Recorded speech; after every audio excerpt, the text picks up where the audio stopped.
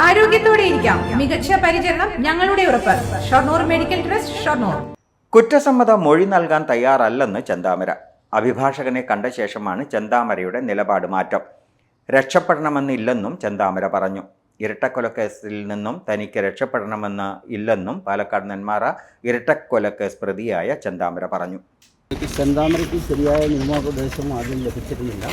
കുറ്റസമ്മതം നടത്തിയാൽ അതിൻ്റെ ഭവിഷ്യത്തുകൾ എന്താണെന്നുള്ള കാര്യം അദ്ദേഹത്തിന് ഞാൻ പറഞ്ഞു ബോധ്യപ്പെടുത്തി. അതിൻ്റെ അടിസ്ഥാനത്തിൽ സമ്മതിച്ചിട്ടില്ല.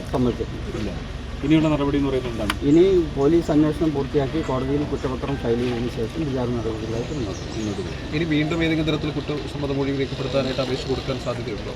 അങ്ങനെ സ്വമേധയാ കൊടുക്കാൻ സാധ്യതയുണ്ടെന്ന് ഞാൻ കരുതുന്നില്ല. ഇല്ല. അല്ല, പോലീസിനെ അങ്ങനെ കൊടുക്കാൻ ഉണ്ടോ ആ സാധ്യത? പ്രതി അനുവദിക്കുകയാണെങ്കിൽ, പ്രതി അങ്ങനെ ആവശ്യപ്പെടുകയാണെങ്കിൽ പോലീസിന് കൊടുക്കാം.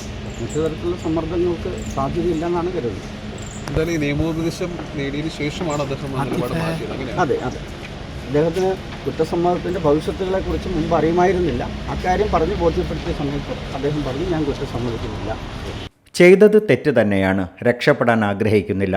കുറ്റസമ്മത മൊഴി രേഖപ്പെടുത്തുന്നതിനിടെ അഭിഭാഷകനോട് സംസാരിക്കാൻ കോടതി ചെന്താമരയെ അനുവദിച്ചു. എന്നാൽ ചെന്താമര കുറ്റം സമ്മതിച്ചിട്ടില്ല. ഇതുവരെ ചെന്താമരയ്ക്ക് നിയമോപദേശം ലഭിച്ചിരുന്നില്ല. കുറ്റസമ്മതം നടത്തിയാലുള്ള ഭവിഷ്യത്ത് എന്താണെന്ന് പറഞ്ഞു മനസ്സിലാക്കി.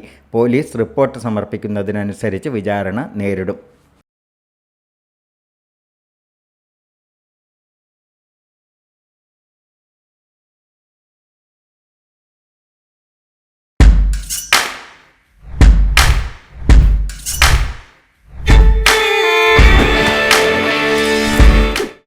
Dot view news.